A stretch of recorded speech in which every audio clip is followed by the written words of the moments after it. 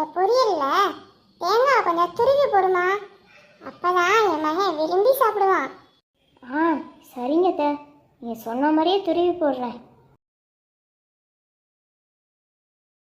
என் மகனுக்கு சட்டையை மிஷின்ல போட்டா பிடிக்காதுமா, நீ கையிலேயே துவைச்சிரு, புரியுதா? சரிங்க அத்தை, கையிலேயே நான் துவைச்சிடுறேன். எப்போ பார்த்தாலும் நீலு ஏதாவது சொன்ன மணிக்கு தான் இருக்காங்க. பாவம், அவ்வளோ என்ன தான் பண்ணுவா?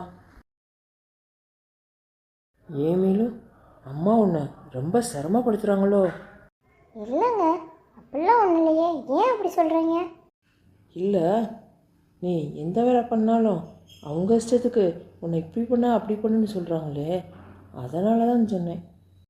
சேச்சே, நான் அவங்கள தப்பாலாம் நினைக்கலங்க.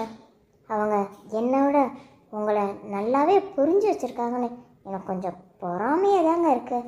நீங்கள் வேணால் பாருங்கள், இன்னும் ஒரு மாதத்தில் அவங்கள விட அவங்கள பற்றி இன்னும் நல்லா புரிஞ்சு வச்சுக்கிட்டு நான் நடந்துக்கிறேங்க. சரி, நம்ம தான் கொஞ்ச நேரத்தில் தப்பாக நினச்சிட்டோம். பரவாயில்ல, நீங்களும் நல்லபடியாக தான் நினச்சிட்டு இருக்கா.